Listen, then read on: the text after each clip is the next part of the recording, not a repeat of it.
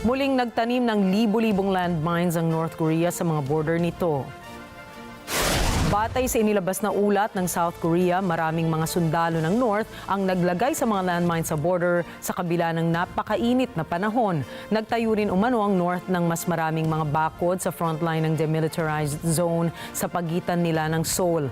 Bagaman hindi dinatali ang eksaktong bilang ng mga itinanim na bomba, naniniwala ang South na ito ay umaabot sa 10,000 pataas. Ayon sa South, sa nakalipas na buwan na pinipilit ng North na palakasin ang depensa nito sa demilitarized zone, ang lugar na nagsisilbing border ng dalawang Korea, mayroon na umanong hanggang 10 pagsabog na naiulat na sa naganap sa nasabing lugar. Ang mga naturang pagsabog ay nagresulta sa pagkamatay ng maraming mga sundalo sa Pyongyang. Naglabas din ang South ng ilang mga larawang kuha sa ginagawang pagtatanim ng mga nasabing landmines. Ayon sa South Korea, ang mga naturang larawan ay nagpapakita ng hindi maayos na kondisyon ng mga sundalo ng North na nagtatrabaho rito.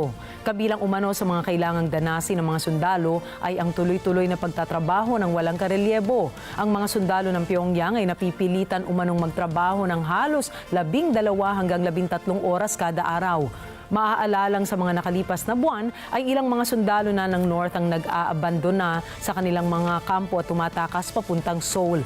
Maliban sa mga sundalo, ilang mga top diplomats na rin ang kumalas at pumunta ng South Korea dahil sa iba't ibang mga kadahilanan.